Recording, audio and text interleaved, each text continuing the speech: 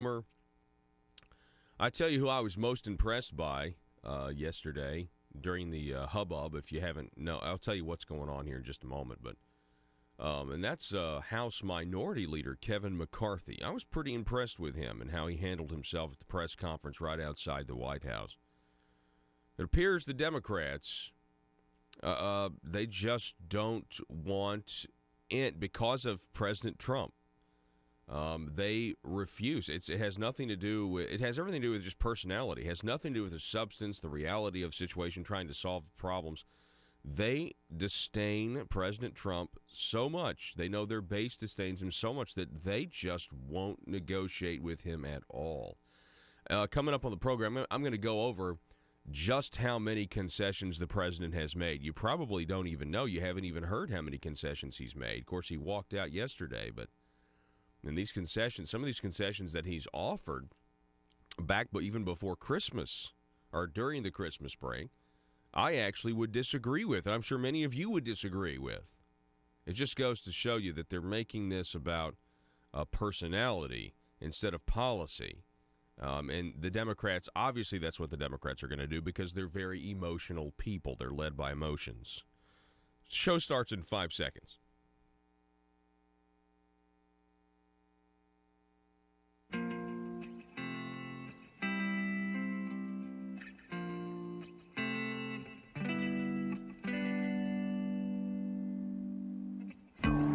I think it's time we ask ourselves if we still know the freedoms that were intended for us by the Founding Fathers.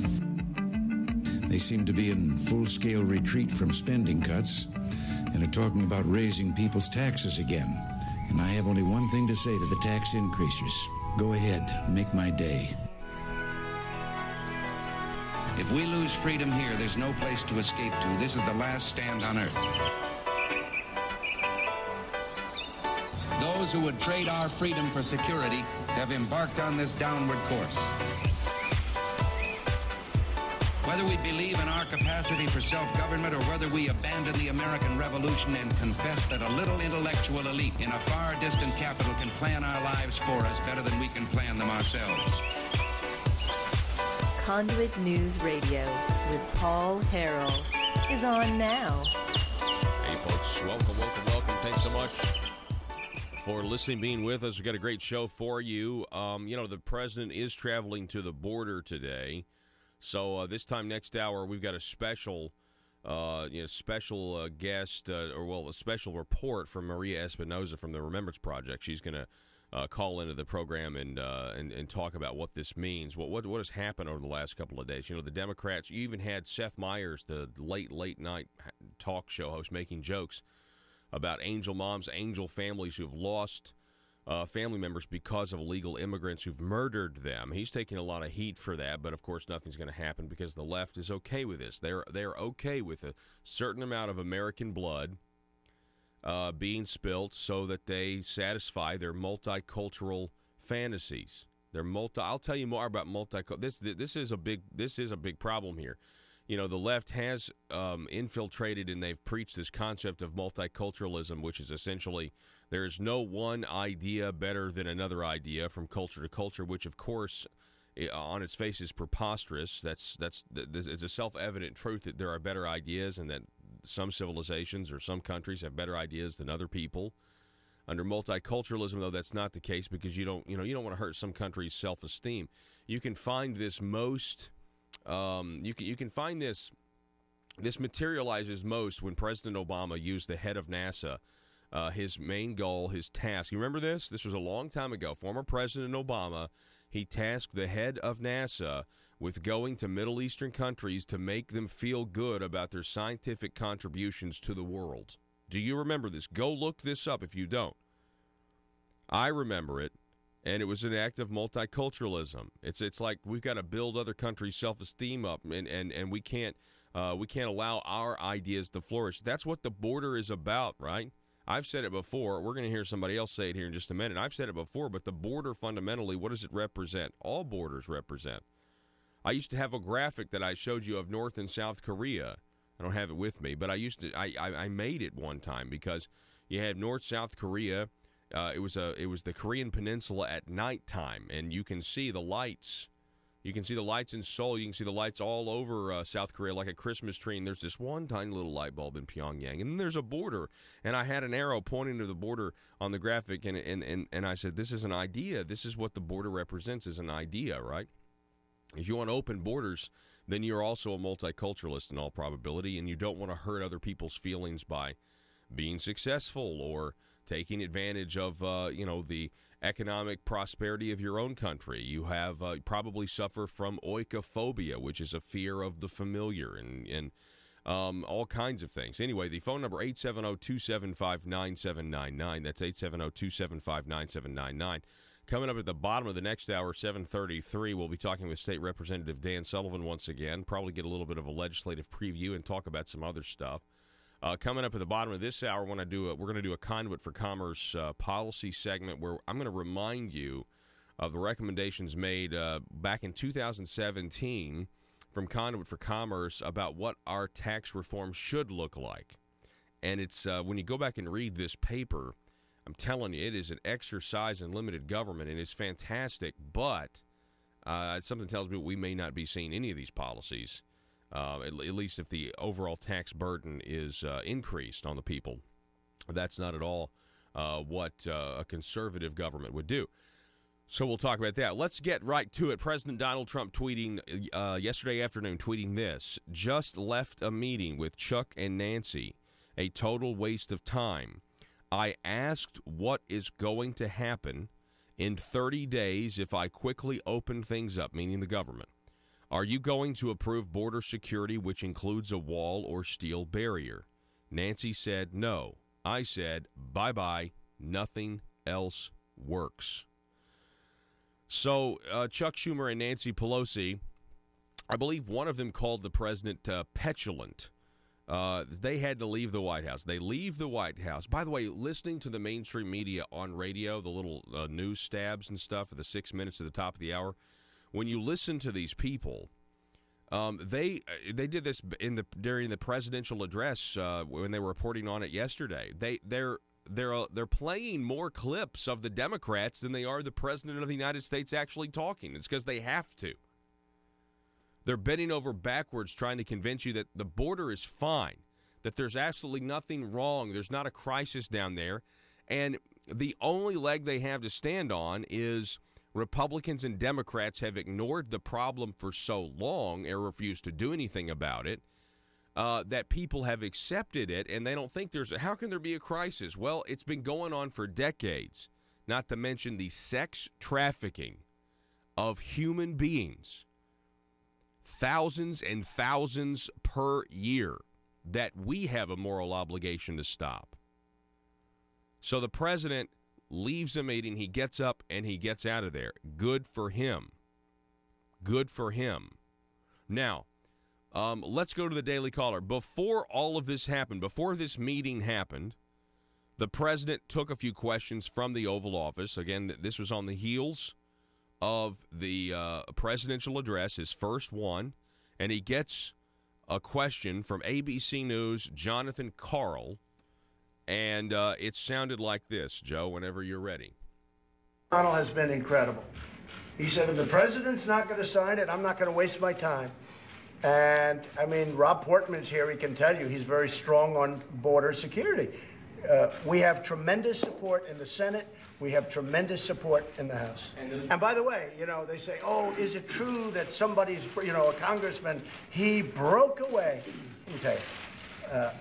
Yeah, every once in a while you're going to have that, but you know who else has that?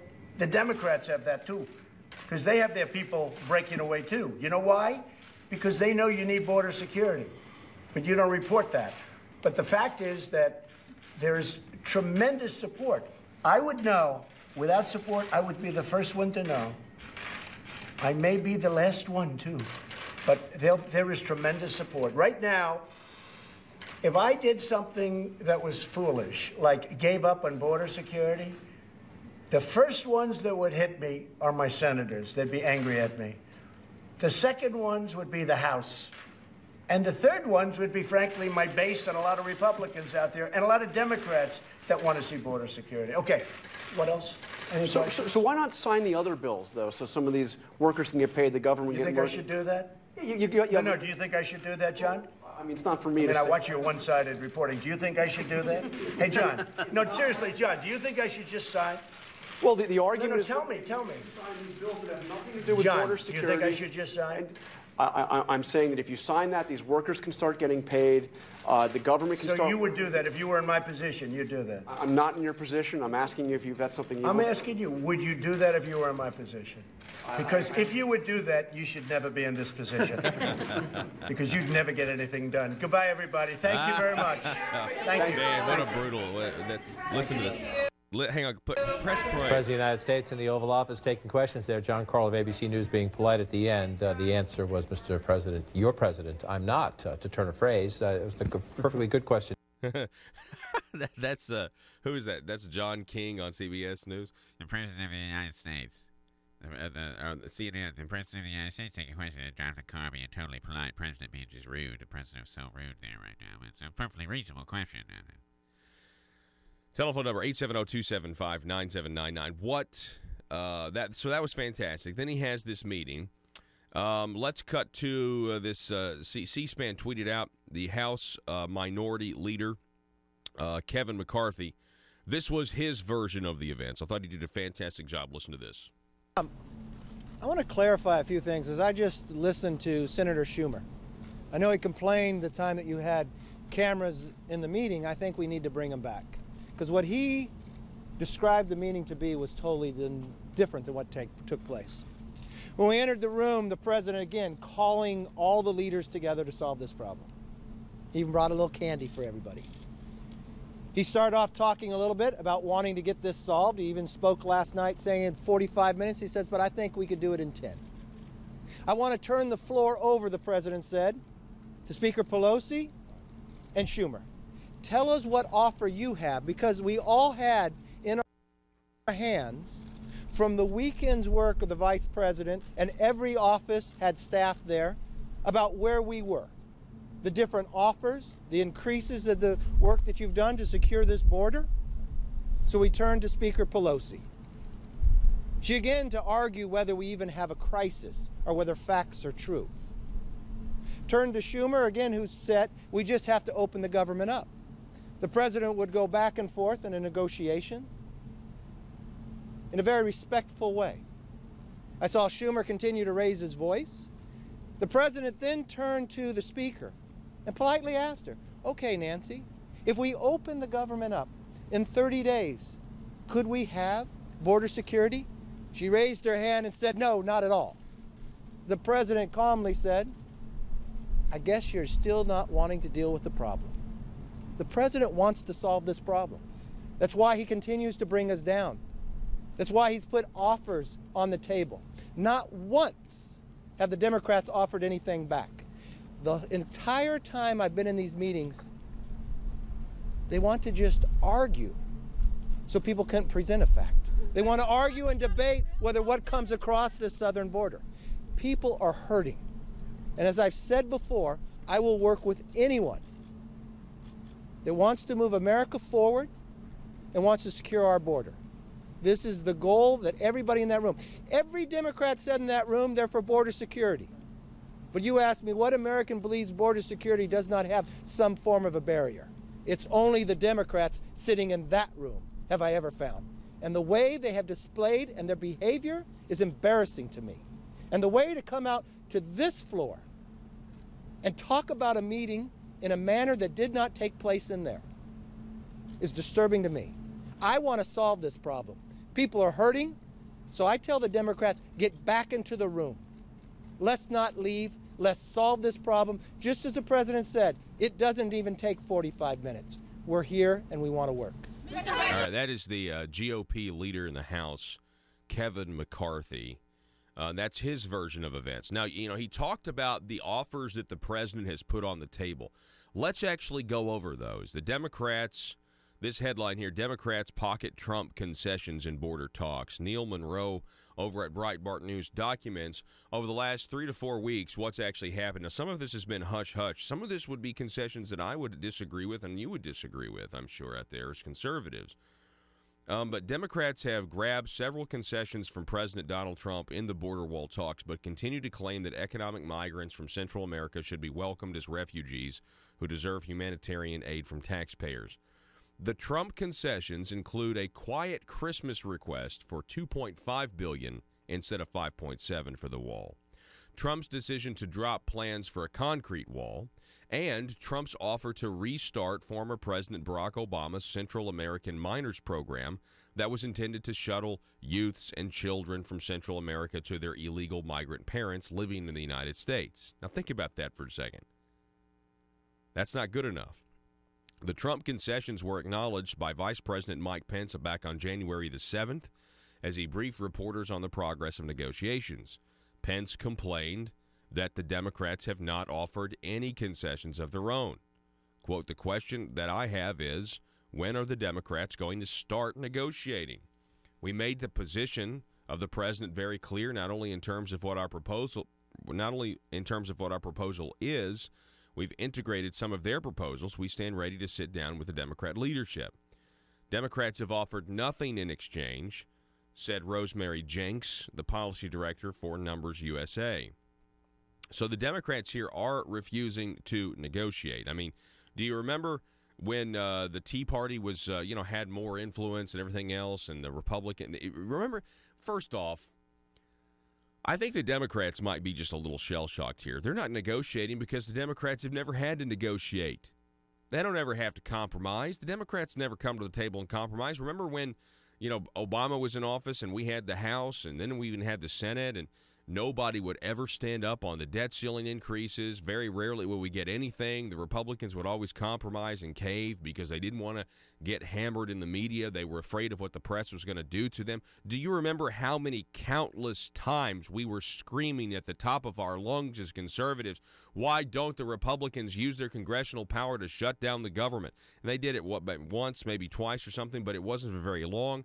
Why don't they use their powers? Why don't they have more of a backbone? Who cares what the media says about you? You're never going to please the media because you're a Republican. They're always going to say something bad. So if they're always going to say something bad about you, why don't you just stick to your guns?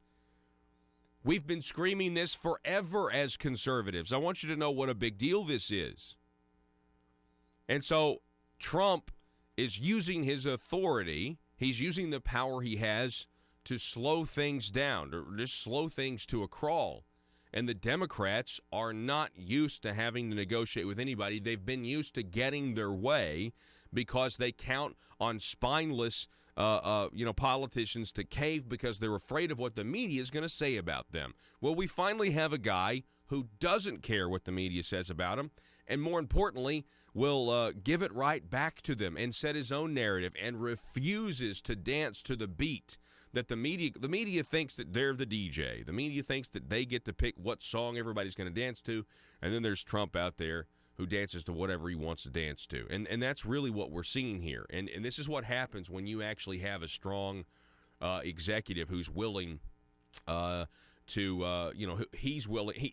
It's really a confidence. It's a confidence. It's a virtuoso type situation where I think it's just kind of a natural gift that he has, quite honestly. The phone number is 870-275-9799. But so he has made concessions. You need to make sure you tell your liberal or independent friends that's the truth of the matter. And of course, the media is trying to get out there with these polls. They're trying to say, hey, the American people they don't believe that there's a crisis. Don't buy any of that nonsense. Don't buy any of that nonsense. We're going to go over some of the numbers here in just a minute about how bad the border is.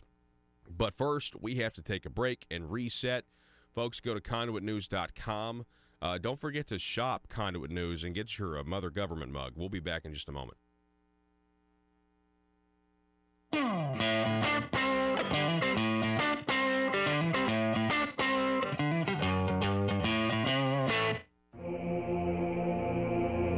It's Conduit News Radio with Paul Harrell. Folks, the Patriots of Act 746, they are on a mission to educate the voters of Arkansas, the people of Arkansas, about your gun rights, about the fact that Arkansas is a constitutional carry state, which means that we are a permitless carry state. You don't need a permit to carry open or concealed of a firearm and there was a judge that cited the law in Arkansas late last year, and it's been what the Patriots VAC 746 has been saying for 5 years now. Now, here to talk more about the Patriots VAC 746 and everything that's going on, we've got, once again, Mr. Dan Borum is on. Dan, good morning to you. Good morning, Paul. How are you this morning? I am doing well, doing very well. Very good. So I wanted to have you on. I wanted to talk a little bit about, a couple of weeks ago, well, it seems like a couple of weeks ago, but I guess what This is Mother Government. My people. The promised revenue gathering to fund my motherly goals, such as the Arkansas Works, Obamacare, private option has commenced. I have asked my representatives and senators to execute my will concerning new revenues from the tires you use to drive on my roads, the candy and sodas you consume and purchase in my stores, and the digital products you download on my internet. Your sacrifices and tributes, which are owed, display a measure of obedience, but there are still collectible sacrifices I require from the people to increase the work and size of our great government of Arkansas. There are two matters left unresolved. 1. I require a general tribute for all purchases made on my internet. Not just digital products, but all products. My dear children, there are those who would thwart my motherly goals of progress. If you see them, please combat their misguided notions of freedom by using phrases like mom and pop, and tax cheat. 2. I still require more revenue sacrifices concerning your consumption of my gasoline. I require your undying loyalty on the subject. Subjects, in conclusion. More revenue is good. Static revenue is bad. This message was brought to you by your stewards, aristocrats serving Arkansas. Thank you, my children, in advance for your required and expected obedience that keeps society safe and prosperous. And always remember, from cradle to grave. PHP Parody.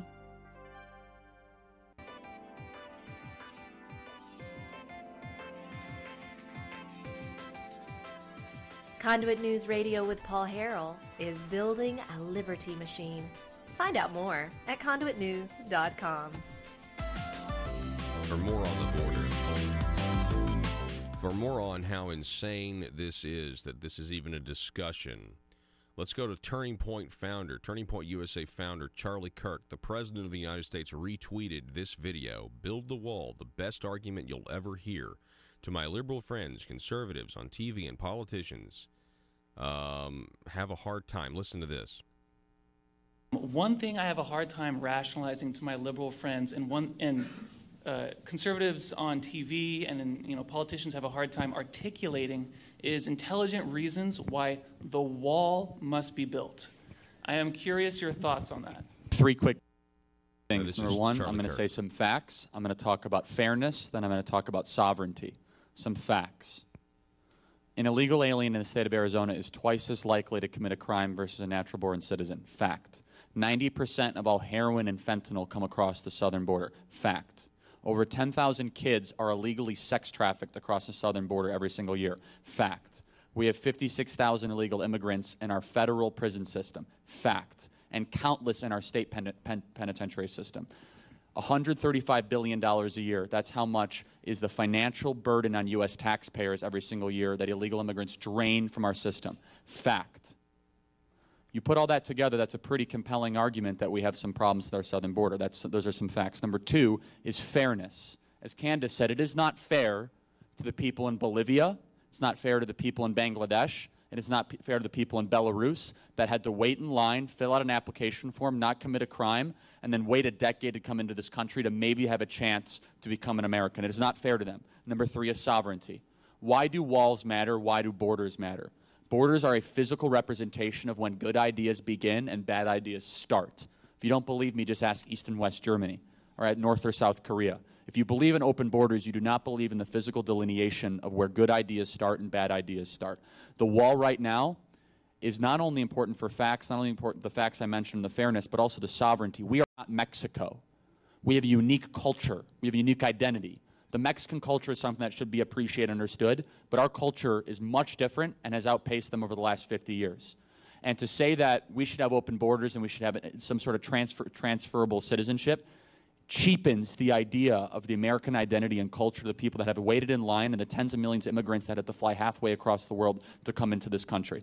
So those are the three reasons I would give: to build the wall, build it quickly, build it high, build it wide, with a big door so everyone can come in legally. That is, Thank you. Charlie Kirk from Turning Point USA.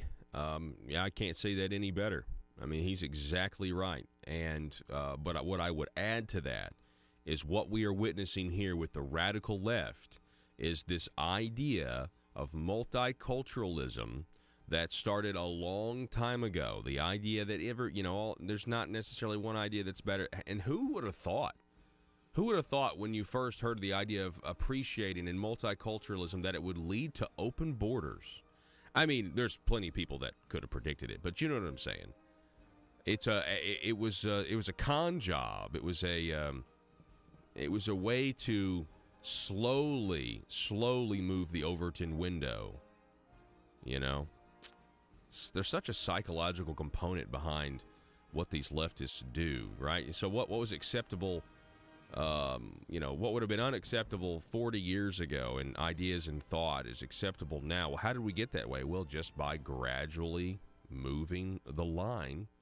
Back in a moment.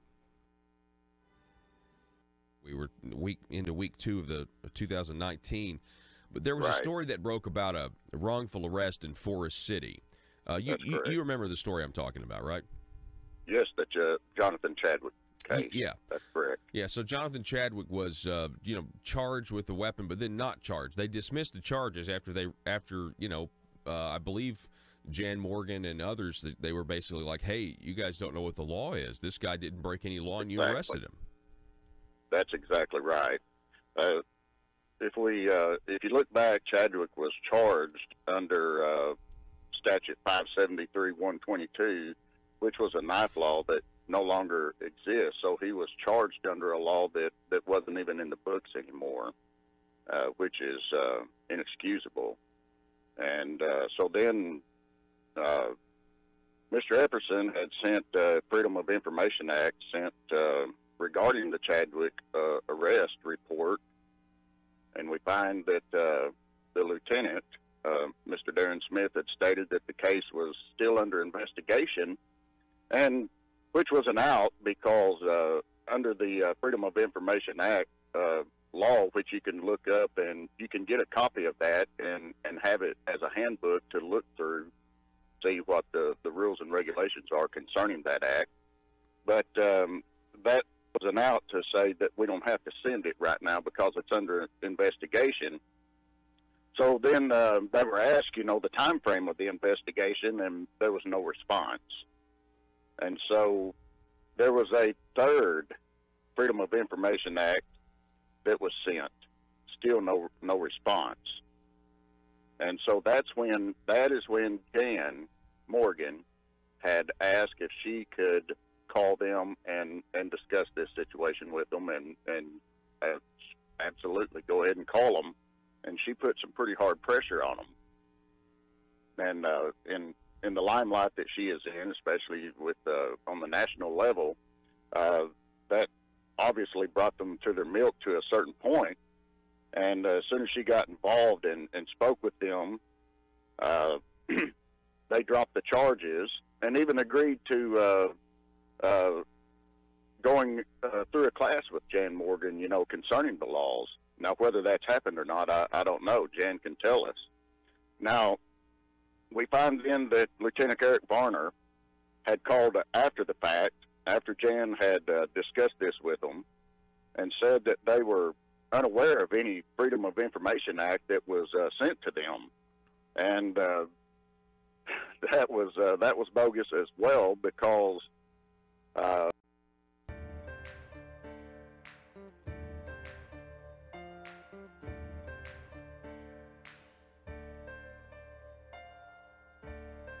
bringing you your daily dose of truth.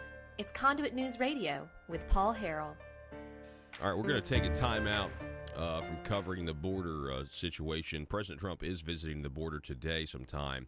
We'll take a timeout from that, and we're going to talk more about that coming up at 7:05. I wanted to do a segment. Can you kill those pods, Joe? Thank you. I want to do a segment about Arkansas's tax reform, really more like a flashback. You see, back on October 30th of 2017, Conduit for Commerce put out a paper on recommendations, rather, on the tax reform and relief task force, about what they should do when it comes to tax reform here in the state of Arkansas. Now, we're seeing the culmination of the task force, seeing the culmination of that here in the next couple of weeks, because there's going to be bills, there's draft legislation. They're going to be debating on how to take money from us to fund the government. It's one of the main reasons we send politicians down there, as I've said many times before. One of the most highly debated things in political campaigns is how to tax the people. That's why I was skeptical of having a task force to begin with, because I don't know why you needed to have a task force when we know that Republicans want lower taxes and Democrats want higher taxes. So what's there to debate about? Anyway, so let's talk about this. Modernize and simplify the Arkansas tax code. That's good. Recommendations were also to make the Arkansas tax laws competitive with other states in order to attract businesses to the state, create jobs within the state, and ensure fairness to all individuals and entities impacted by the tax laws of the state of Arkansas. Interesting.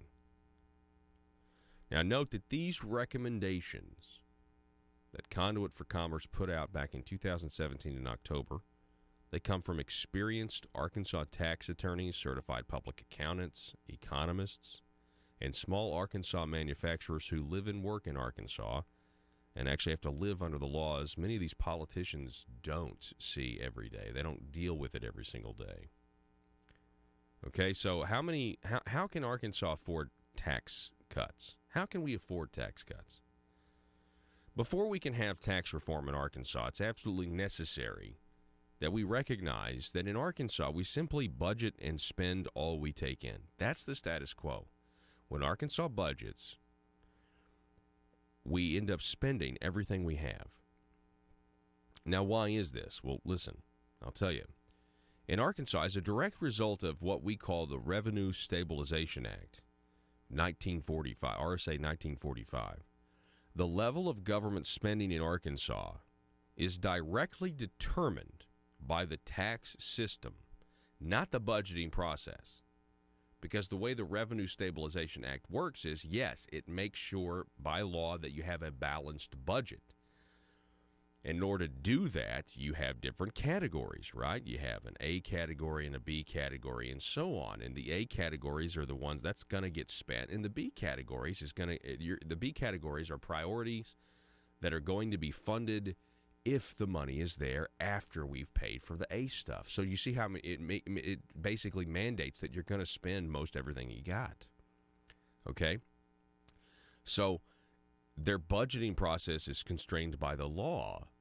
It's not some sort of, it's really not that conservative when you think about it. The only way to shrink the size of government is to control how much money they get. So spending in Arkansas is not driven by budgeting. Spending in Arkansas is driven by the tax system and how much money the government is taking from us because we have the RSA. Conduit for Commerce writes, while we appreciate that the RSA requires that we balance the budget under the current ABC priority budgeting system, the legislature, with help, designs an annual budget that always cries for more money. Under this system, as state tax dollars come in, needs are met, priority A, next the wants, priority B, and in good years, the wish list, priority C, is filled. Surpluses are also dumped into rainy day funds, or the now unconstitutional General Improvement Fund, guaranteeing all annual revenues are spent. The fact that the tax system determines revenues as well as spending was illustrated in a recent answer by the Arkansas Bureau of Legislative Research in its RFP BLR question to a prospective tax policy consulting firm, with the response that the tax task force, with the assistance of its chosen consultant, will determine the amount of revenue that the state needs to raise for public service. In Arkansas, the partnership of the Revenue Stabilization Act with those seeking more government solutions means there is no getting spending under control in our state, as echoed at the federal level. It is merely a question of this: how much do the people of Arkansas want to pay for government? How much? The authors of a recent research paper sponsored by the Mercatus Center, George Mason University, expressed this fact in the following terms, quote, "Taxes are the tail that wags the dog in Arkansas budgeting. If taxes are raised, government spending is guaranteed to go up. If taxes are cut, spending is guaranteed to go down. The level of spending is set by the tax system itself. Understanding this fact is crucial to understanding why government spending has increased in Arkansas. In large part, the absolute size of Arkansas spending is determined by the tax system." End quote. Therefore, if you want spending reduced in Arkansas, if you want smaller government, you simply cut taxes, which means you give the government less money than it's currently getting from the people. What we pay and what we can afford here. So if spending is too high, how much do we pay in taxes? Again, from the Mercatus report. Arkansas uses all the major tax instruments available to states, including income, sales, and property taxes, while some of Arkansas's neighbors do not have certain taxes. Notably, Tennessee and Texas have no personal income tax. The overall state and local tax burden of 10.1% is the highest among the competitor states, and it is the 17th highest in the nation. Arkansas has the second highest average state and local tax rate at sales tax rate at 9.3%. The top marginal state income tax rate is 6.9%, the second highest among our competitor states, and two border states have no individual income tax at all, again, Texas and Tennessee. The corporate tax rate is also the second highest among Arkansas's competitor states at 6.5%. All these data points show that taxes are high in Arkansas compared with border and competitor states, and even compared with the nation in some cases. End quote. That's for the Mercatus report. It took the Bureau of Legislative Research 192 pages to summarize all 10 categories of taxes in Arkansas for the legislature in October 2016 in its biannual preparation for the general session. These also include the regulator taxes and fees not mentioned by the Mercatus report. It includes not-so-visible taxes like the 2.5% tax on insurance premiums, which yielded over $169 million, a 43% increase in receipts from the previous year of fiscal year June 30th, 2015. It's also worth noting insurance companies, like all big corporations, do not pay taxes. They simply pass on the cost of the tax to the consumer, which, by the way, that's also what internet companies are going to do. If you implement an internet sales tax, it just means more money out of your pocket. The Mercatus report also cites comparisons showing Arkansas spending per capita at $7,674 as the highest spending per capita among the border and comparable states. Here's a direct quote. Arkansas spends almost 24% more per capita, that's per person, than the state with the next highest spending, Mississippi. On average, Arkansas spends over 59% more than its competitor states, which spend an average of $4,815 per person. Compared to its border states, Arkansas still spends 51% more than their average of $5,072.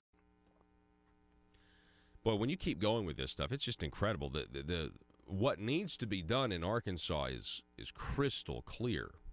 Crystal clear. But there's got to be a massive shift in mentality. The question is, has there been a massive shift in leadership? The answer to that is no. So many people are expecting more of the same. Let's see. Let's keep going here. What are some specific things that we can talk about? Specific reforms in Arkansas. What changes are needed? With one caveat, one must clearly understand that in no way should legislators consider broadening the tax base or elimination of exemptions unless and until tax rates are significantly cut. So you cut the taxes first before you decide to do any broadening. Waiting to cut rates while broadening the tax base and eliminating exemptions is simply a tax increase. So, let's talk about corporate tax reform. Totally eliminate the corporate income tax in the state of Arkansas. That would do wonders for, quote, economic development. I mean real economic development, not that Chinese stuff that they're trying to sell all these legislators about how we got to do business with the Chinese and give away all this money to them. What if you eliminate the corporate income tax in the state of Arkansas? Period. This income stream is the most volatile and is, in fact, double taxation passed on to the consumer. The state already recognizes reducing taxes on companies increases economic development when it regularly chooses certain companies for tax giveaways. So why not treat all of those companies the same, all small business and big business, by not having any corporate income tax in the state of Arkansas? That makes a lot more sense. Pair this with a complete repeal of corporate welfare, which includes state and local tax incentives, and you have really a wash.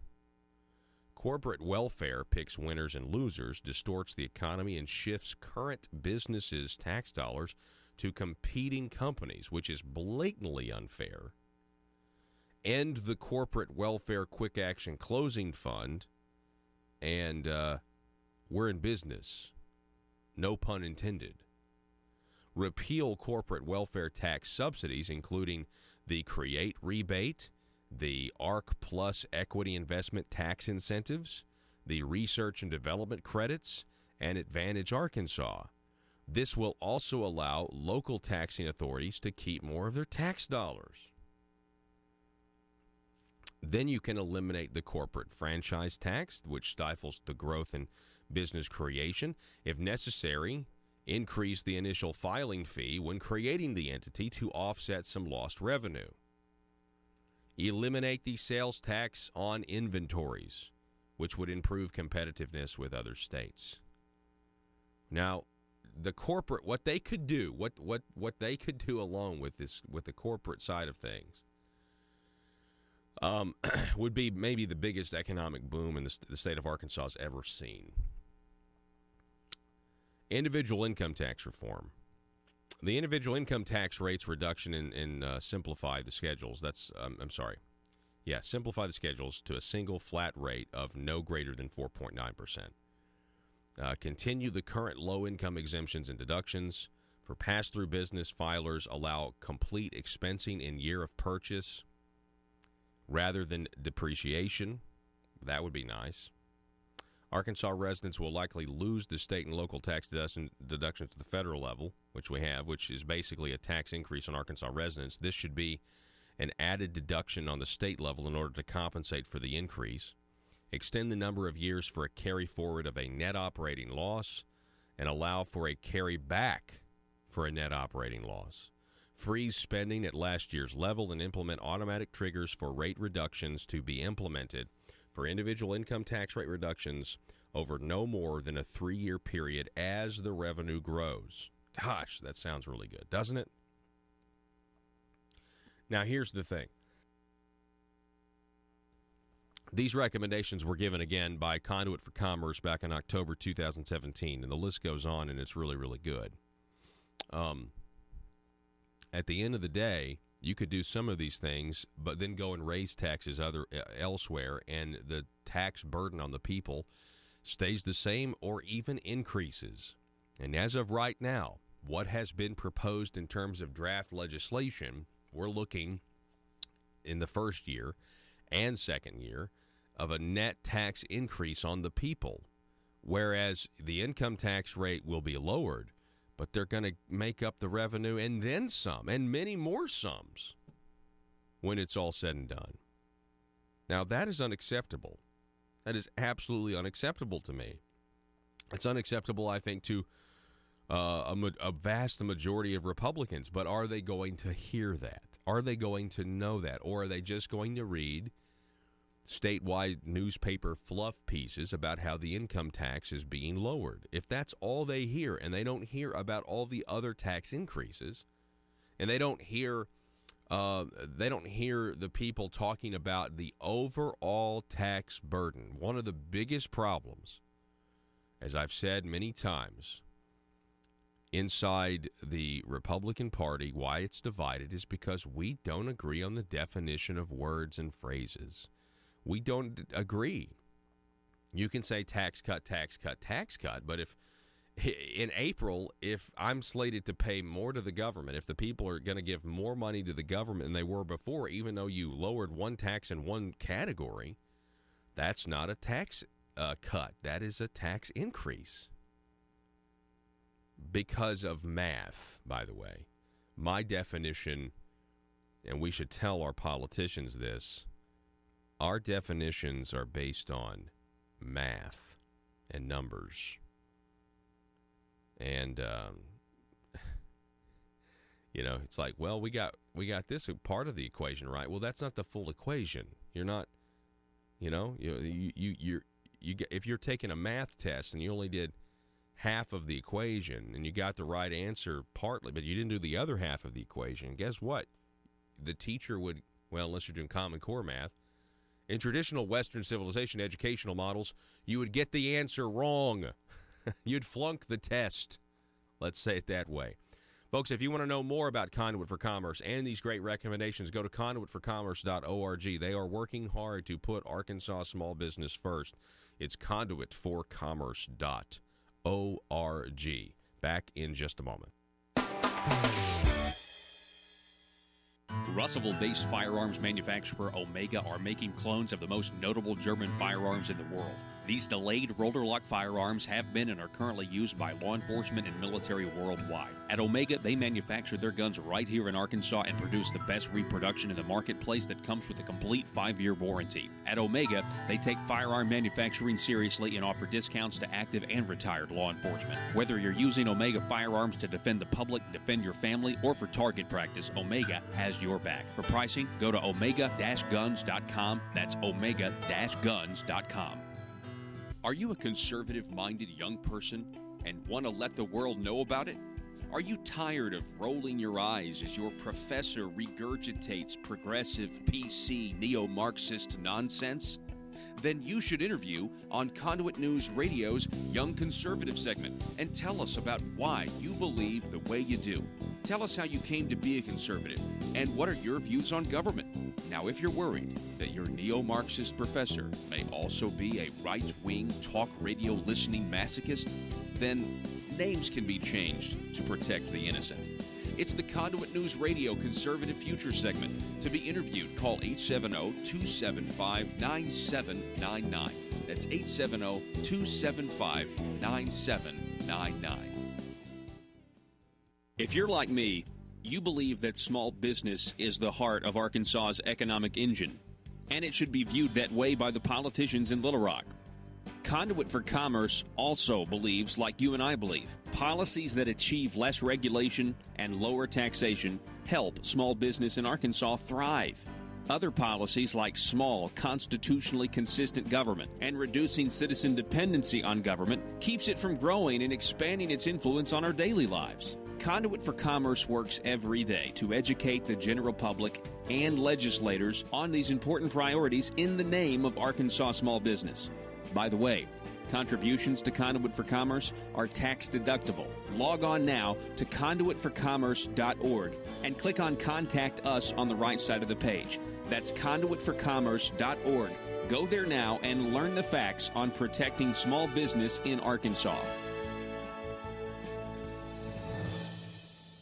Screenshots were then sent to them and told them, which showed them that it was. And so they were doubting the emails. So screenshots were sent to them of the emails requesting the FOIA. And then the response is, we have a problem. And I was like, well, absolutely, you have a problem.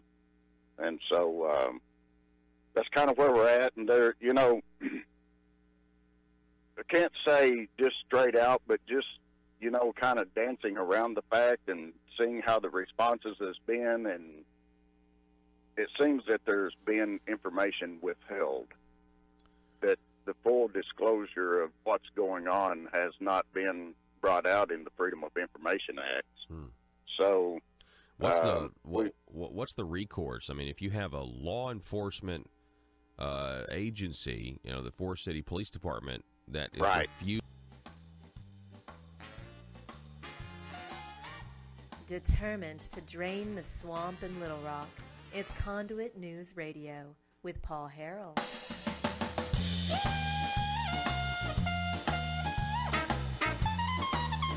Okay, so there is all right, so there was a Twitter a tweet that I think is hilarious. Our online audience is going to enjoy this much more than me. Or I'm sorry, is going to enjoy this much more than those listening on terrestrial radio. So forgive me, but there's a Twitter handle by the name of Boston Bobblehead, and this was earlier on January the 8th, and it was prediction how Chuck Schumer's response to President Donald Trump's address regarding border security and building the wall. This is a prediction of how it would go, and it is a video of an Asian gentleman trying to take a flaming shot of alcohol, and it doesn't go very well, as you can tell. Joe, just hit play whenever you're ready. So the gentleman starts to what appears to, I guess, light a cigarette with his flaming thing of alcohol. Okay. And then he decides to take it, and of course he's speaking in either Japanese, I guess, and he sets his pants on fire, his crotch on fire. Is that really how it went for Chuck Schumer and Nancy Pelosi? There's some other memes that are going on. There's a video meme, by the way. Go to the VLC player, Joe. There's a video meme of Chuck and Nancy as a BBC report plays in the background showing illegal immigrants trying to cross our southern border. When they say that there is no crisis, it's a manufactured crisis. Go ahead, Joe. And then they were there. The crowd forced their way through a weak point. And for some, they finally reached the United States. But not for long.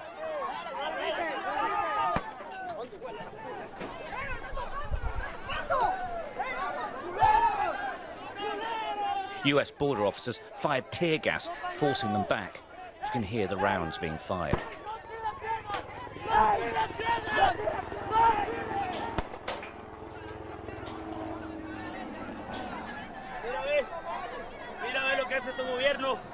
Some were hit by canisters or rubber bullets.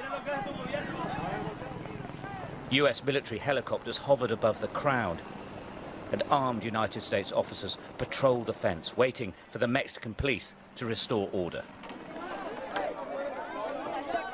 They eventually did, forcing the migrants back into Tijuana. Yeah, there you go. So, yeah, there's some really funny stuff that's going on the internet there. For those of you who couldn't see that, it was a BBC report with a freeze frame of Chuck and Nancy from the other night, cut out. And it was in Chuck and Nancy were in the foreground. Their grimacing Skeletor and comic book villain looks were in the foreground, while the BBC report of literally, these Mexicans screaming, and as they're being tear gas, as they're trying to get through a gap in the fence, and it's like, oh yeah, everything's fine. It's like not a big deal. Not a big deal at all. The wall is so immoral. It's just such an immoral. Border security, not immoral. but a wall is immoral. A wall is a monument of racism. A wall is a monument of hate.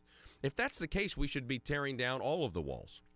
If that's the case, the current barriers that exist, the Democrats should come out. If a barrier is immoral, like Nancy Pelosi has said, then the Democrats should also come out and be for tearing down the infrastructure.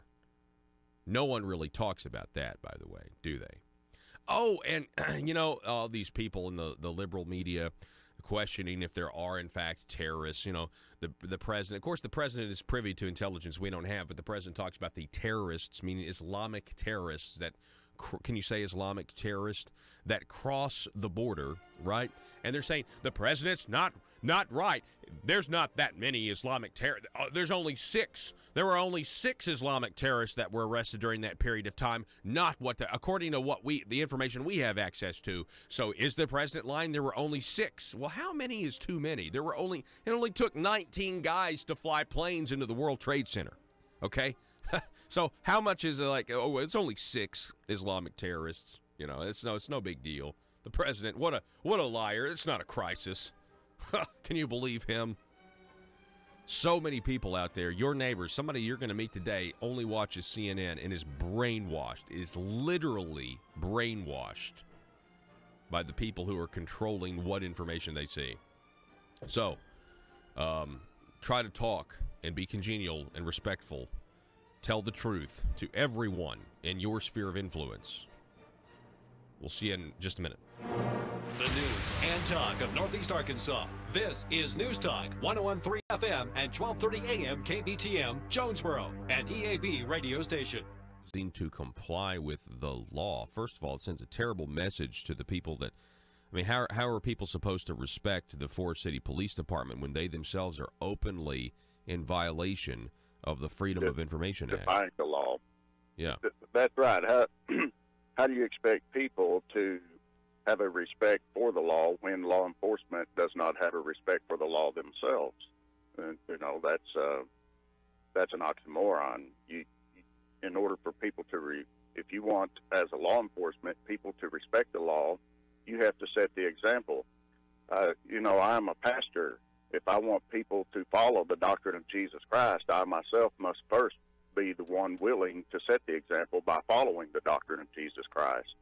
And, the example is there.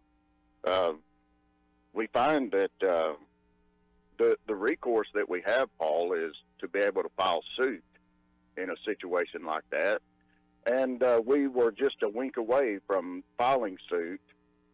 And yesterday evening, Mr. Epperson did finally get a response from the Forest City Police Department.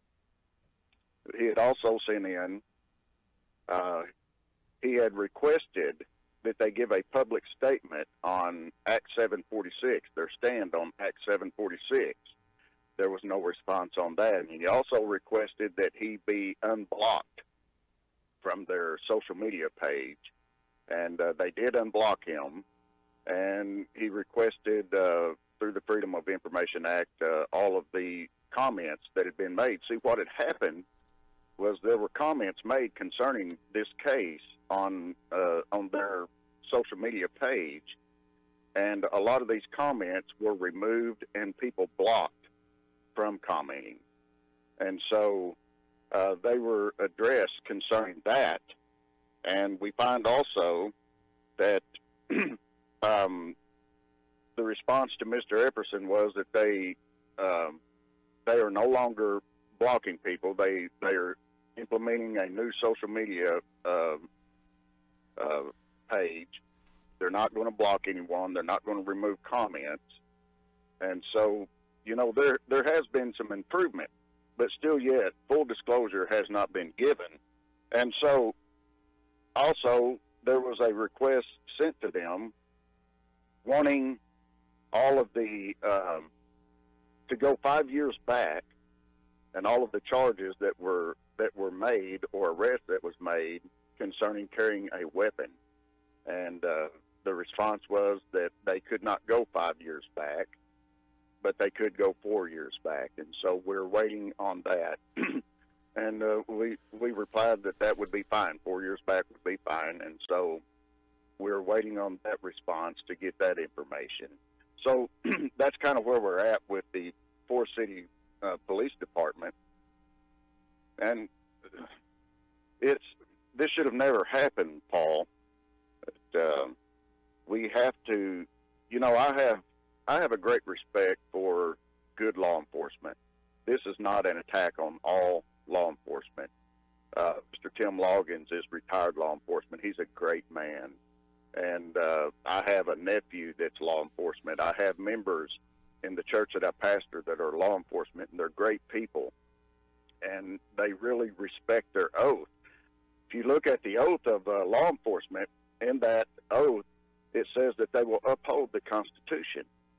So that's what we're trying to do, is hold people accountable while at the same time trying to open dialogue and make connections, educate, and try to get this state turned around to where it should be, where we can enjoy the liberties that are given to us by our Creator.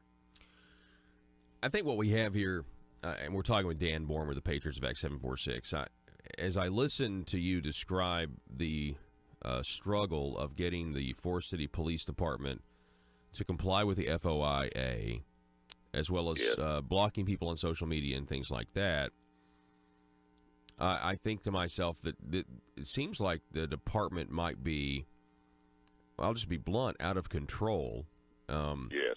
But then we have another problem, because if you have a local police department that is openly flouting the law, well, you could report them to the Arkansas State Police. But here's the problem with that.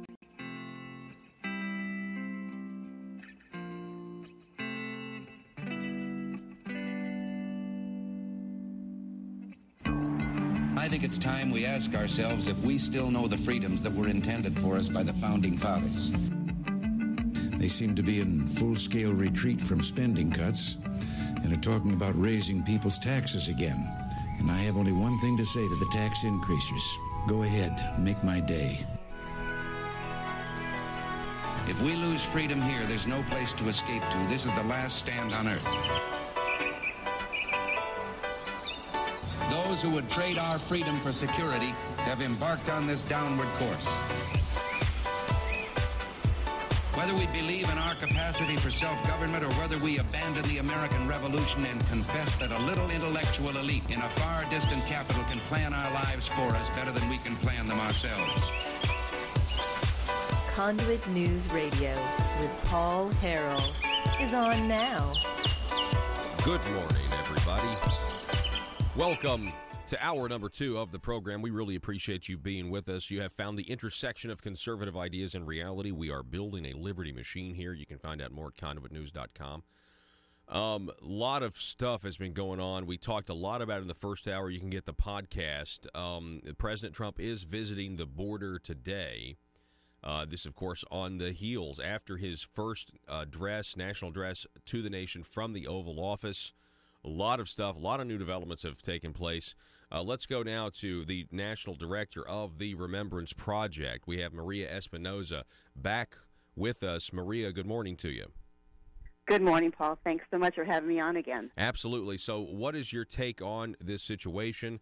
A lot of people thought President Trump was going to declare a national emergency 2 days ago. He did not. He clearly laid out the case for the crisis at the border, the drugs, the violence, the sex trafficking. Nancy Pelosi and Chuck Schumer seem to be more, I guess, attacking the president. He's going down to the border today. What's your reaction to the news of the last couple of days, Maria? You're right. There has been so much going on here, and we are trying to keep up. But I think that what it shows is that President Trump, through his addressing the nation the other night, that he is giving the Democrats another opportunity to show the American people that they actually care about them. And because I believe without any type of security, and of course the Democrats say, yes, they're for border security.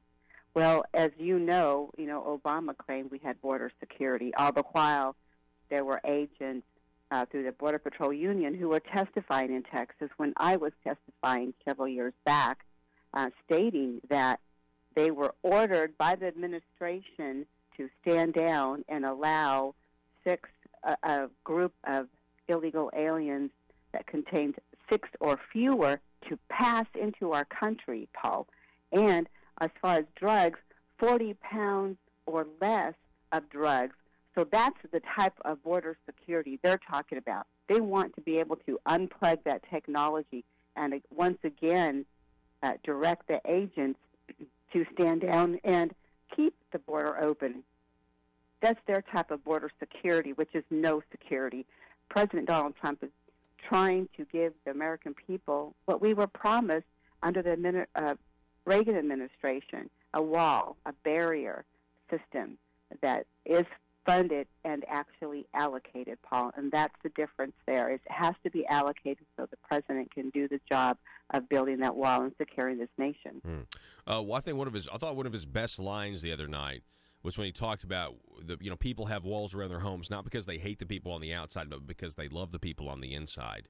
I thought that was very a great statement. What did you think about it? Absolutely, I loved it, and I think everyone can actually, anyone who uses a door, a lock, a wall in their homes and cars, their property, I think everyone can relate to that, and that's, to us, it's very much a common sense and, frankly, a no-brainer, so to speak, that, yes, he was excellent in that, and I love that he, brought up the families, those most affected. And he said he held the hand of the weeping mothers and held the hand of grieving fathers and, other family members, because he knows the people that we work with through the Remembrance Project. He reached out back in 2015 and has stayed strong with us and knows that the most egregious of all of this impacts of illegal immigration is a loss of life. But we're also talking about drugs and related deaths as well, because 90% of these drugs come from south of the border. The president had some statistics. Of course, the media they were fact checking his statistics. They were trying to claim he was wrong. Of course, he was not wrong. One of his statistics was just a little underestimated when he said that 1 in 3 women that are trying to, come up from this trek and cross the border are raped or sexually assaulted. CBS News fact checks this, and they say the president's wrong. It's actually 80 or 90%. And then they delete their tweet. Then they delete the tweet because they realize, oh, whoa, wait a second, this is making his argument for him. He understated his case about how dangerous. And there was a moment, when he was talking about how women and children are the ones who are most affected, the migrants who are attempting to come, they're the ones that are hardest hit by this. And his voice kind of cracked a little bit after he said children. And I think he really knows that the sex trafficking that's going on down there is the most underreported story in this entire discussion. Agreed. It's horrible. And, this president cares about all human beings. Right now his job as our commander-in-chief is to secure the nation and protect American citizens. But he is a compassionate man. So, yes, of course, just like the rest of us, we do have compassion for the migrant who is trying to cross illegally, even though they place their children in harm's way and themselves. So that's why he's really pushing for, if anyone who wants to claim asylum, to do it within their country, go to the U.S. Embassy in their country. And that just makes so much sense. And remember, Paul, that these parents were placing their daughters on birth control and handing them over to the coyote to bring them here. That's sick. That's a parent, number one, that has not even thought about the safety of their child and trying to keep them safe as a parent. That's their duty. Instead, they're handing them over, knowing that their daughters are going to get raped. That's just terrible. I can't fathom that. That I would put my child in that situation. I mean, you protect your children from that situation. And trekking across the this desert, and those 2 children who had passed away. But our job here at the Remembrance Project is to focus on that. But we understand that a wall will greatly detour these people from attempting to come across, because they know it will just be futile and it will be a waste of money, and they're just not going to try. And that's what we should be aiming for, to stop those magnets, and even on the other side. We're talking again with Maria Espinoza, the National Director of the Remembrance Project. You can find out more at theremembranceproject.org. They are a voice for the victims who are killed by illegal immigrants. Did you watch Late Night with Seth Meyers, Maria, by any chance? No, I did not. Well, he decided to make fun of those who are killed by illegal immigrants. Did you hear about that? He's taken a lot of heat for it, and he basically made some sort of, like Law and Order reference about how is this a Special Victims Unit, SVU, and it was very offensive, and he's firmly on the left, and it's like, where's the compassion? It's like they don't want to admit that this is a problem. Illegal immigrants murdering Americans, this is a problem that shouldn't exist. Right, they don't want to admit that this is a problem, and they don't want to meet with us. They will not, Pelosi or Schumer, they will not sit in a room and meet with our angel moms and dads and families. They've never done that. They've not accepted our invitation. When Donald Trump, the candidate, spoke at our first ever national conference for the Remembrance Project, we extended an invitation to Hillary Clinton, and of course she did not accept that. She was too busy, apparently. But Donald Trump came and visited for about 40 or 45 of our Stolen Lives families, and spent about 45 minutes or more with them before going on stage and speaking.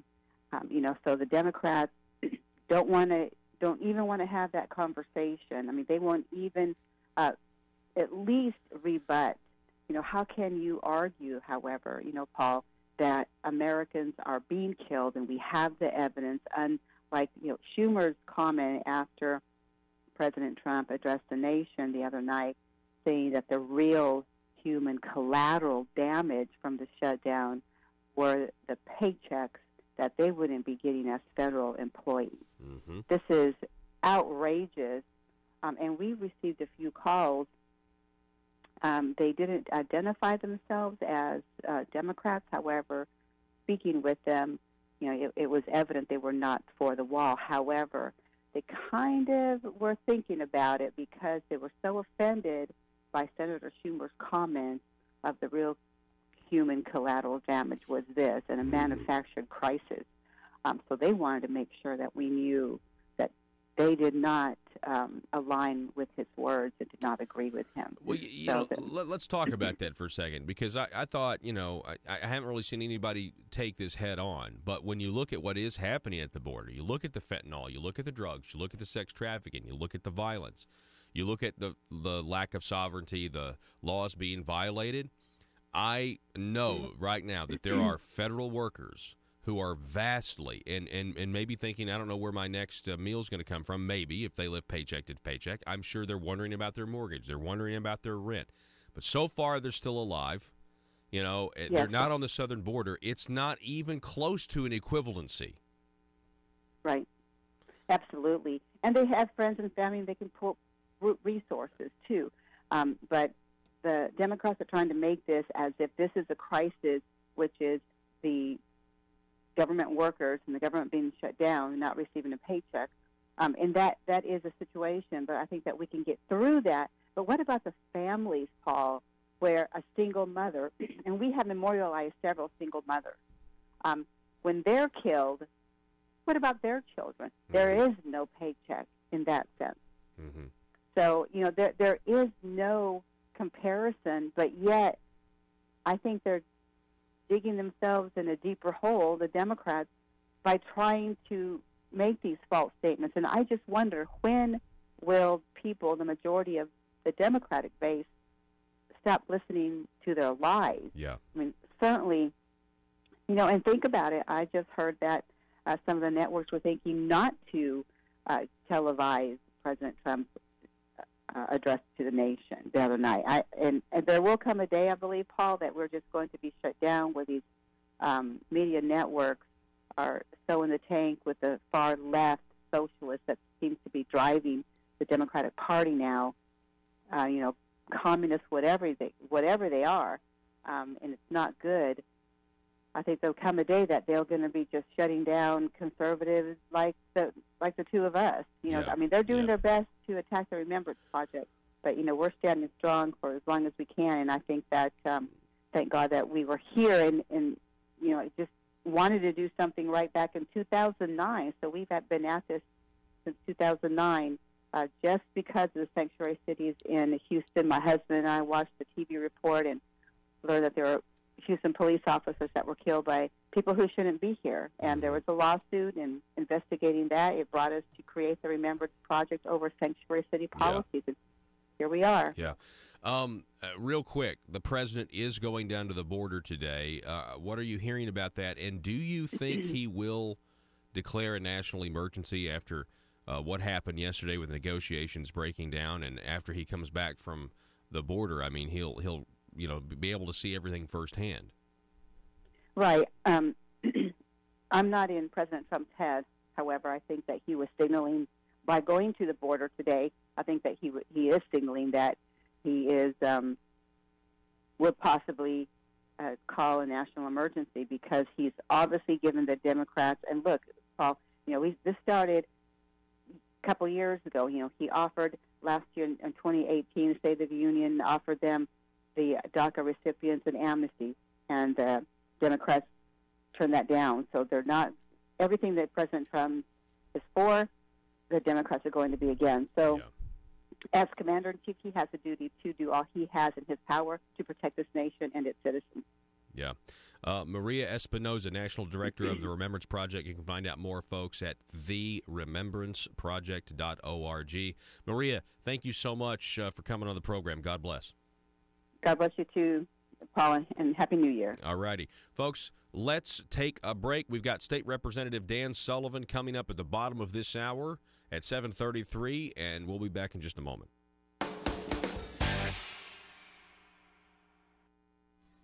The Arkansas State Police is very hesitant to get involved or to make a statement. They won't make a statement on the Taft case. They won't make a statement on Act 746. And so do we see how all of this snowballs when we have law enforcement agencies that refuse to recognize what the law is, something that they're supposed to enforce? Now everything gets all of whack. I mean, when the larger agencies flout the law or refuse to recognize it, then your smaller law enforcement agencies do. But then it's Forest City needs to be investigated, I think, by the Arkansas State Police. What do you think, Dan? I agree 100%. Either they need to be investigated by the Arkansas State Police, or they need to be very forthcoming and change their policies and get on board with what the actual law is. Excuse me.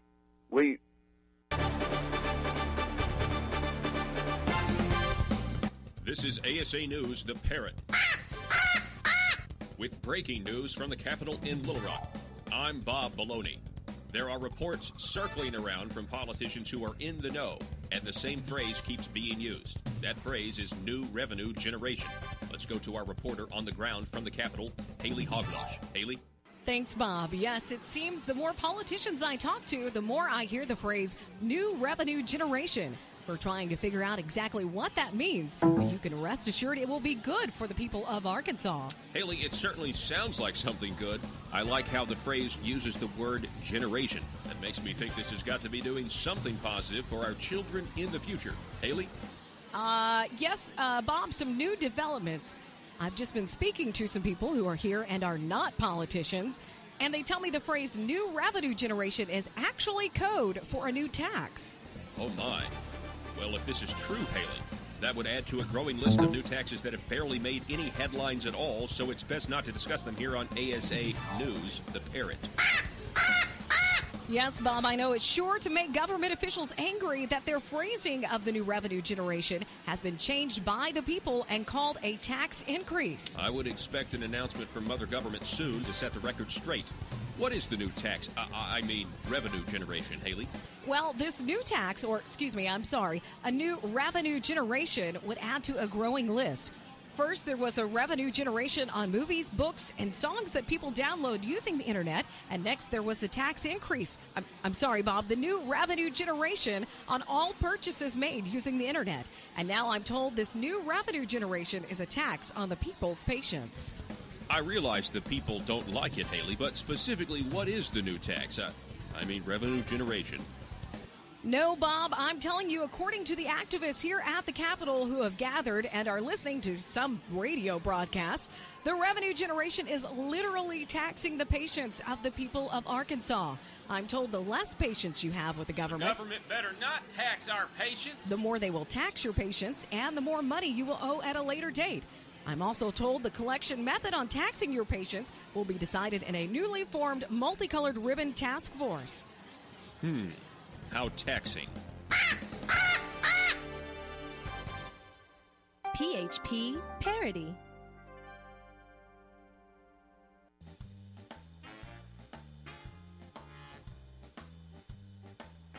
Exposing the truth and everything the Marble Palace establishment keep trying to cover up.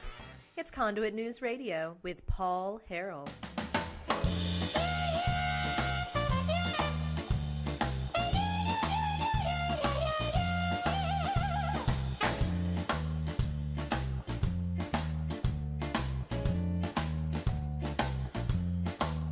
Okay, folks, welcome back to the program. I want to say hi to our friends on Facebook. Dennis, we appreciate you listening. JC, welcome to the broadcast on the digital side of things. Jackie, thank you so much. Jackie writing, I hope the Dems bury themselves. Now, I think what she's referring to is the fact that President Donald Trump, from the moment he did the Oval Office interview to this point, President Trump, the Oval Office meeting with Chuck and Nancy, he has successfully drawn out the other side as being against border security. And he's caught them in a major hypocrisy because they claim that they are against the wall because it's immoral, but they are for border security. And that doesn't make any sense. You can't be for both. You can't. Border security is immoral if a wall is immoral, right? Because if they're both for border security, well, then their goal is the same, right? To stop illegal immigration. Well, one's a wall and the other's not. They just don't want to do it because they know that President Trump campaigned on it, and it must have sent. These people believe that everything is racist, that everything is somehow nationalist, or that nationalism is racism. And so can you imagine if you're Nancy Pelosi and Chuck Schumer and you watched the Trump rallies and you heard these massive sellout stadiums, these sellout crowds chanting, "Build the wall, build the wall," and the chill that went up their evolved sensibility spine, which is supposed to be, well, this is, and they must have thought, oh my gosh, this is racist. It wasn't racist. It has nothing to do with racism. It has everything to do with the safety of the country, number one, and the economic prosperity of the country, number two. The economic argument, as far as dollars and cents numbers, whether it's the cost to the taxpayer in terms of our welfare or whether it's the cost of the American worker and their wages, it's not even an argument.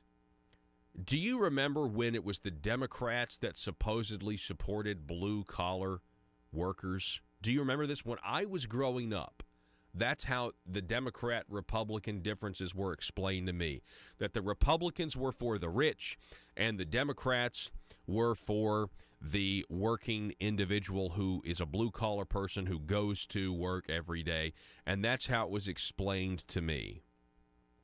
And you know what? That might have been true at one point. That might have been true.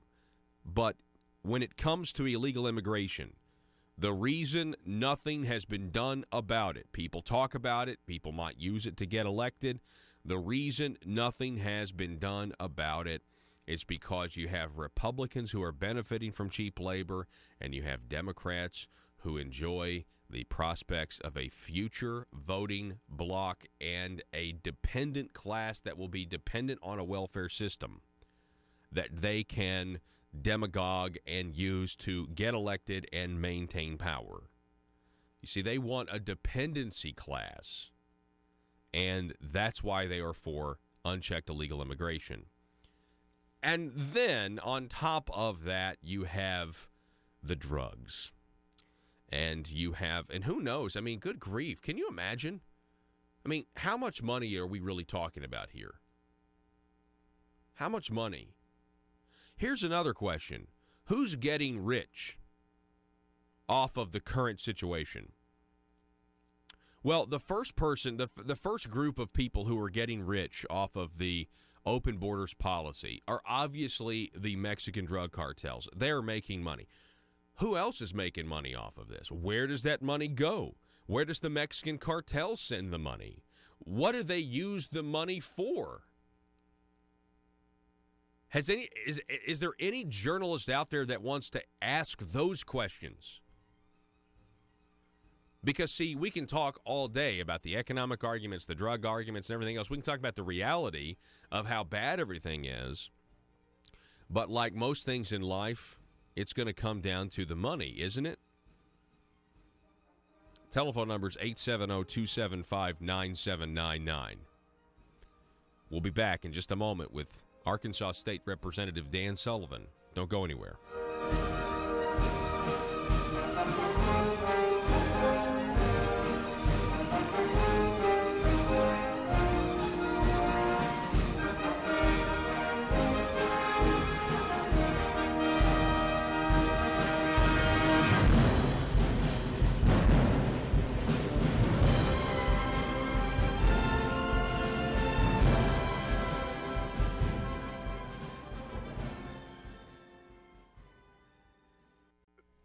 There are scenarios that could prevent these things from happening again in other towns throughout the state.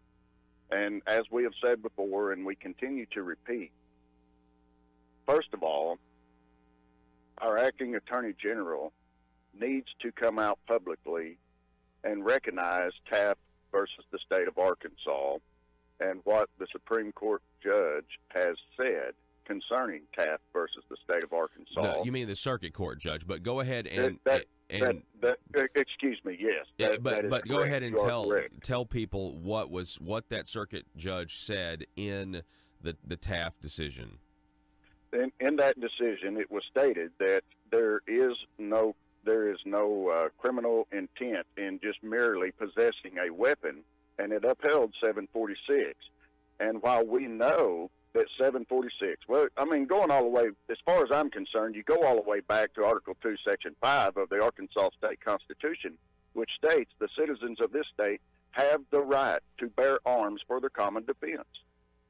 746 strengthens that. And then Taft versus the state of Arkansas, with the ruling of the circuit judge, says that merely possessing a weapon does not show criminal intent. It does not show unlawful intent. And that it is perfectly legal for any citizen, as far as not being a felon, to carry a weapon for their common defense. And so it upheld the law. Now, that strengthened 746, and it made it very clear that we are a constitutional carry state, that you do not need a permit from the Arkansas State Police to carry open or concealed. And so, therefore, what we need is for our Attorney General to make a public statement concerning that, and we also need for our governor to recognize that. And we need for the Arkansas State Police to recognize that and still maintain their program for those who desire to have the permit for traveling out of state and for states that recognize our laws. And here's the thing.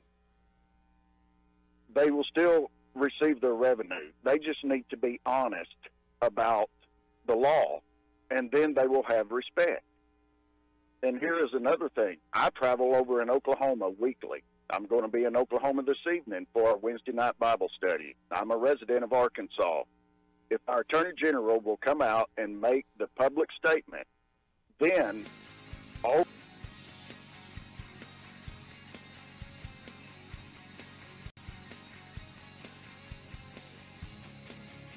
The intersection of conservative ideas and reality. Conduit News Radio with Paul Harrell.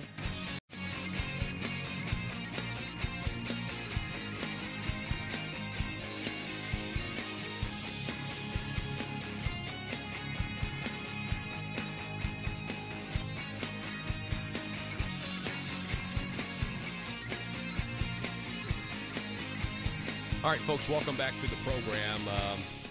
Thanks so much for being with us. So we got with us here in studio State Representative Dan Sullivan from District 53. He's back with us. Dan, welcome, sir. It's always great to have you. Good morning, Paul. Glad to be back on. Yes, sir. So talk to us a little bit. We talked to you last week about expectations for the session. Anything change at all? No, I've had several really good meetings with various groups regarding legislation that I filed, and I've got several bills I'm still working on yet to file, but every one of them deals with empowering the people, reducing regulation, reducing the cost of government. You had a great segment this morning at 6:30 about taxes and how what our balanced budget amendment does. You're so true. And although that's a good thing in some ways, it keeps us from going out and borrowing money and getting in debt. People have to realize that we're going to spend everything we get. And the only way to change that is for us to take less money, which will force our state government to reduce what we spend. So it's really a good segment. I hope if people didn't get up at 6 o'clock and listen to that they will go to the podcast and listen to those and take advantage of that. Great information. I appreciate that. That was our 6:33 segment. Let me ask you this: what's the benefit? Back when I first started the show and I first got into radio and I started covering the state side of things, which wasn't all the time, but maybe like early 2010. There was Democrats still in power, especially around Northeast Arkansas, and there was I got into an argument with a Democrat state representative who basically said, people back home don't care what goes on down in Little Rock. That was the first indicator. I was like, wow, there's something really wrong going on here. And that's very true. Yeah. Our Constitution and our founders and our state Constitution talk about the power of the individual and have people, our population, has to first be informed, then they have to be engaged. And one small example of this is the issue that we have with our largest bee operation in the state leaving the state. And I think most of your audience or many people know that there's a open public comment period now. People can go to my website or go to the state ag department website, and they can read about what the new regulations for dicamba are and make public comment. And this is just one example of an opportunity of people to A, get informed, and then B, get engaged. But as this legislative session starts, I hope your listeners, who are probably more likely to be engaged and informed than most of the population of the state, I hope they'll not only share their opinions about engagement and information with their legislators, but that they will share that information and encourage people to contact their legislators on, just like the tax issue this morning. You were informing people, and now it's up to them to get engaged and contact their legislators about what we really do to cut our taxes. That's a big deal. You mentioned Arkansas honey seller faults dicamba in closing. Joe, do we have that article? Can you throw that up there? This is the Arkansas Democrat Gazette headline from back on January the 5th. Stephen Steed running this piece. This is one of your constituents, right? It is, and matter of fact, he has bees on 1 million acres, so he has a lot of impact all over the state. And I met with folks at several researchers in recent weeks about what's happening to our bee population and what's happening environmentally. And there are a lot of reasons for these kind of issues to come up with our bees and others. It didn't just happen. Our farmers now are farming ditch to ditch, which takes out a lot of the habitat that bees used to use and had used. So there are several reasons for this. But again, the bigger point here is this is just, I call this, the bee issue, a canary in the coal mine. But the fact that our people are less informed and less engaged is really the canary in the coal mine for the tax issue also. For our lack of engagement there. You look at the medical field, and you've done several shows, I think with a group out of Tulsa, that advertises what the medical costs truly are. But you know what percentage of your people actually shop for medical care? About 10%. For one, the data's not out there. Yep. So one has to ask, why isn't the data out there? Yeah, and people just depend on the insurance companies. Yeah. And the providers do too. They're just like, well, okay, the insurance company's going to pay. I mean, nobody knows what they're paying for anymore, and nobody knows what we're really paying government either. In taxes, like nobody cares. Yeah, and that matter of fact, that's exactly right. People pay their taxes, and they expect government to take care of them. I'm going to pay my taxes, so take care of the poor. I'm going to pay my taxes, so take care of my roads. I'm going to pay my taxes, so fill in the blank. And as a result, many people are a lot less informed than they used to be across a whole breadth of issues. And when you think about it, what's the incentive for your doctor to advertise their price? Yeah, I don't know. You don't see doctors advertising and trying to get new customers based upon what their price point is and try to entice people. Most of them are full. Anyway, and there's no need to create a competitive environment. I think tomorrow you're having David Mitchell on from Acre. Dr. Mitchell. And Dr. Mitchell will talk about that in transparency and what our costs are and the things that we do. For example, you talked about the Quick Action Closing Fund today and how we would continue to spend that dollar. The only way to stop that is for us to reduce taxes by the same amount or similar amount so that is no longer a priority to fund. But until we take those kinds of steps, until the voters and the listeners make their commitments known, then those kinds of actions will not occur, and we'll continue to fund those things. I talked to you the other day about the cost of some of Arkansas's obligations.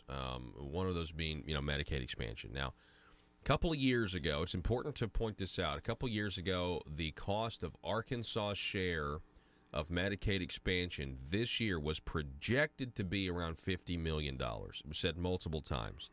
This year, it's $138 million. So it's more than double. Right. What, almost triple what was predicted. Okay, so we have a pretty big expense to pay for this Obamacare Medicaid expansion that we decided to do here in Arkansas. And I think that's one of the reasons why we have people, we have some plans out there that would not reduce the net tax burden on the people right now, but kind of tweak this, tweak that, and maybe even increase the revenue that's coming from us right now. But you have looked into, let me ask you this. What if every legislator, there's 135 of you, and what if you guys set out on a mission, each one of you, to find $1 million in savings? Is that possible? Do you think y'all could find $1 million each in savings? Yeah, but I think it's very likely somebody else will find the same million I found, and we'll all find the same million. Oh, yeah, well, that's possible. You're like, this is my million. I got it. You can't have it. Yeah, but I think it's a good sentiment and a good thing to do, but really the way the funds are bundled, that'd be very difficult to do. And I think you will likely see a bill that cuts across a number of agencies and a number of different departments that would reduce our spending. But again, that's the only way to do it. Cutting taxes is the key. Oh, and yeah. Once we cut the taxes, then we're going to legislators will have a bigger incentive to find that money across the board. There are a lot of ways to do that. Government sees, and and I've teased you once in a while about I'm so glad I'm coming back a third term and opportunities because it takes we were a while on the to learn. we were on the other side of the term limits issue. Yeah, but it takes a while to learn what's going on. But a couple of things: our state government really is not concerned about federal spending. We're concerned about our state budget. So when you talk to government officials, they'll tell you, don't worry about that. That's half of that's federal money. Or all that pays for that, that's all federal money. We don't really consider that's still taxpayer money. Yeah. And cutting the federal side, the federal spending side, and cutting the state spending side, really to the taxpayer is all one issue. So that's number one. Number two, there's really an incentive for state government not to be transparent in what the spending is, to make it more difficult to get information and accurate information on what the costs are. One of the things I hate is that. Go ahead. Why do you think that is? I mean, why is there an incentive to not be transparent? Is it, and maybe in some governments it's intentional, but I think it's. I think maybe they don't maybe think that their main mission is to the taxpayer. Their core mission is to provide the service or get reelected. Yeah, and that's so that's probably that gets down to it. And the to be transparent means you may share information or have to give information that is bad on you. I get texts and emails from people that say, "Why are you guys down there doing A, B, C, or D?" Just fill in the blank. And of course, that's a global statement. I've been opposed to many of those things, but that's why transparency is so important in our government, to know what the numbers are. And I'll give you a good example. As much as I hate being in the medical field for our state, that our government is an insurance provider, that our government pays for medical services, that really turns me the wrong way. Government doesn't need to be in that field. The fact is we are. And your tax dollar goes to pay for a lot of medical care, probably for close to 1 million people on Medicaid in the state of Arkansas. Mm-hmm. Like it or not, that's how it is. So how do we as a legislature get transparency in what we're paying, what our Medicaid dollars are paying for? How do we make the choices to who we provide services to? In the field I was in, I met with the head of Medicaid, it's been 8 or 10 years ago, and said the company I work for has outcomes data. And that outcomes data, we can show that we provide a better service than any of our competitors, and here's the data. And we spent, $15,000 getting it. And we said, if we can provide this, why wouldn't you refer to us over other providers? And the answer was, we just want to be fair and refer to everybody. And I'm scratching my head thinking, why would we do that? Why would we not seek out data that shows the most cost-effective treatment and put our patients in that environment and save money for Medicaid? And, I'd have to say that we're moving in that direction somewhat. And I had an excellent conversation. That's good. Yeah, it is. It's really good. Because like it or not, we're the insurance carrier. Yeah. Like it or not, we're providing health care kinds of services. And so I'm really glad to see that we're trying to collect the data. Now, whether we use the data to actually reduce cost is another thing.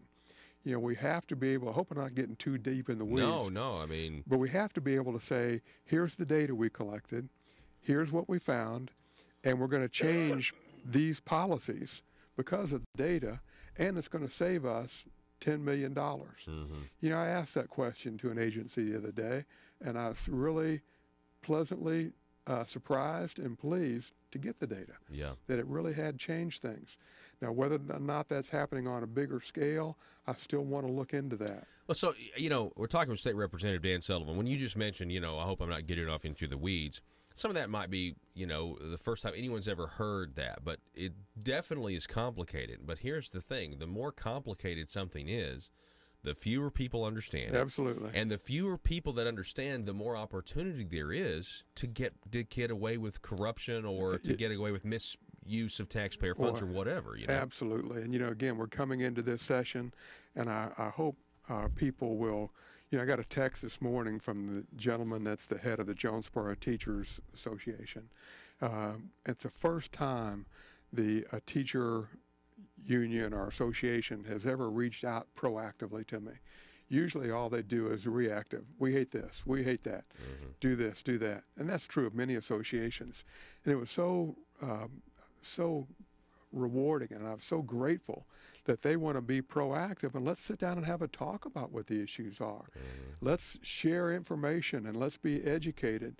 I told somebody the other day that generally I don't change my mind.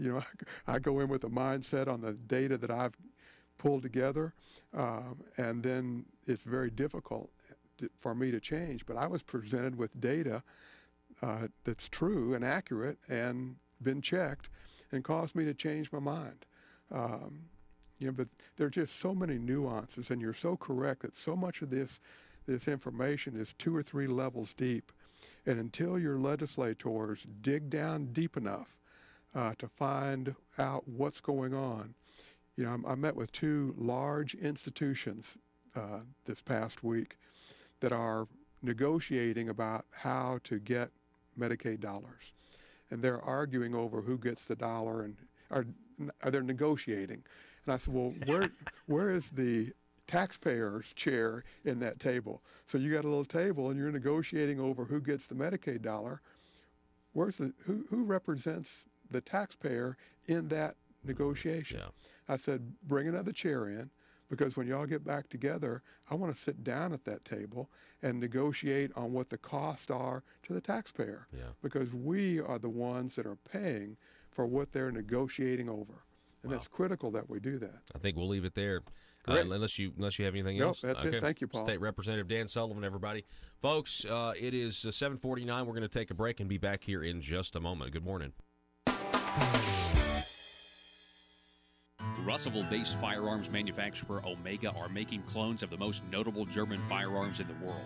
These delayed rotor-lock firearms have been and are currently used by law enforcement and military worldwide. At Omega, they manufacture their guns right here in Arkansas and produce the best reproduction in the marketplace that comes with a complete 5-year warranty. At Omega, they take firearm manufacturing seriously and offer discounts to active and retired law enforcement. Whether you're using Omega firearms to defend the public, defend your family, or for target practice, Omega has your back. For pricing, go to omega-guns.com. That's omega-guns.com. Are you a conservative-minded young person and want to let the world know about it? Are you tired of rolling your eyes as your professor regurgitates progressive, PC, neo-Marxist nonsense? Then you should interview on Conduit News Radio's Young Conservative segment and tell us about why you believe the way you do. Tell us how you came to be a conservative and what are your views on government. Now, if you're worried that your neo-Marxist professor may also be a right-wing talk radio listening masochist, then names can be changed to protect the innocent. It's the Conduit News Radio Conservative Future segment. To be interviewed, call 870-275-9799. That's 870-275-9799. If you're like me, you believe that small business is the heart of Arkansas's economic engine, and it should be viewed that way by the politicians in Little Rock. Conduit for Commerce also believes, like you and I believe, policies that achieve less regulation and lower taxation help small business in Arkansas thrive. Other policies like small, constitutionally consistent government and reducing citizen dependency on government keeps it from growing and expanding its influence on our daily lives. Conduit for Commerce works every day to educate the general public and legislators on these important priorities in the name of Arkansas small business. By the way, contributions to Conduit for Commerce are tax deductible.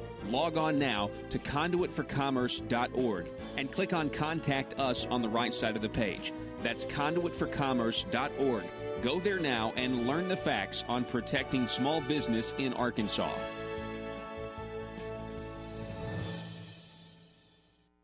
Oklahoma will recognize constitutional carry in Arkansas and have reciprocity, and I would not need a permit in Oklahoma to legally carry. And that's going to be the same in other surrounding states as well, Paul. Yeah, because Oklahoma has a law where they will honor whatever your gun law is. Whatever the gun law is in your state, they'll honor it in an attempt to alleviate confusion. But Oklahoma's Attorney General is not going to do that until our Attorney General formally says, oh, by the way, not only do we have the law, but it's also now been tested in court. And it's been upheld in court. Right. It's not. That's exactly right. And then Oklahoma would recognize it. And really, as an Arkansas resident, I would have stronger gun rights in Oklahoma than Oklahoma residents. Yeah, that's exactly right. Which is sad to say, but that is the truth. Mm-hmm.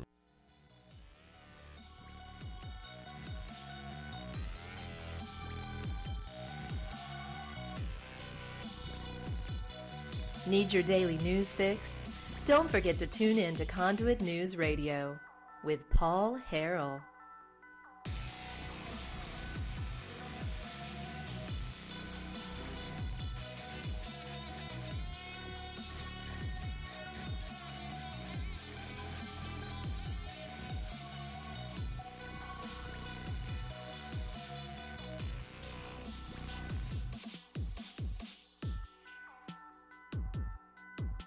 All right, welcome back, ladies and gentlemen. Thank you so much for being with us this morning.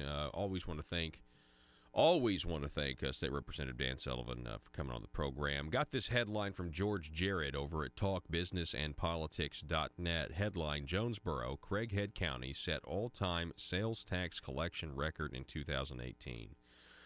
He writes that officials in Craighead County and its seat, Jonesboro, spent a lot of 2018 worrying the area's tremendous economic growth would slow and sales tax receipts might go into decline.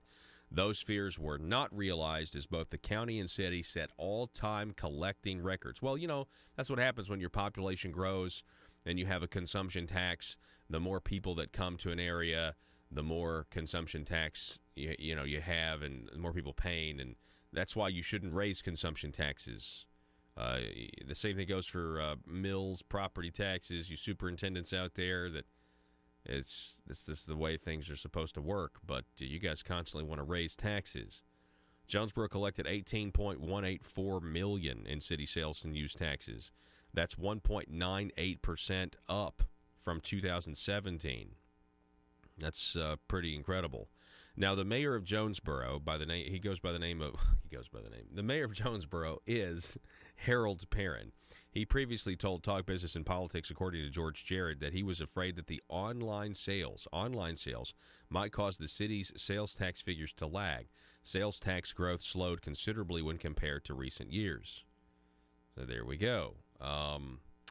But it's still increased, though, right? Notice I'm telling you, somehow these individuals think that, first of all, there's no question. You pass the internet sales tax, government's going to get more money. There's no question about that. There's no question. But let's not talk about small business and pretend that small business. A lot of times people like to combine those arguments. But anyway, consumption taxes should not be raised. They should stay the same, because more people that buy and sell, the more money you have. A lot of people forget that. Folks, Kevin McCarthy, the GOP House leader, the minority leader, Kevin McCarthy, outside the White House yesterday after the meeting between Nancy Pelosi, Chuck Schumer, and Donald Trump, had this to say. I want to clarify a few things. As I just listened to Senator Schumer, I know he complained the time that you had cameras in the meeting. I think we need to bring them back, because what he described the meeting to be was totally different than what took place. When we entered the room, the president, again, calling all the leaders together to solve this problem. He even brought a little candy for everybody. He started off talking a little bit about wanting to get this solved. He even spoke last night saying in 45 minutes, he says, but I think we could do it in 10. I want to turn the floor over, the president said, to Speaker Pelosi and Schumer.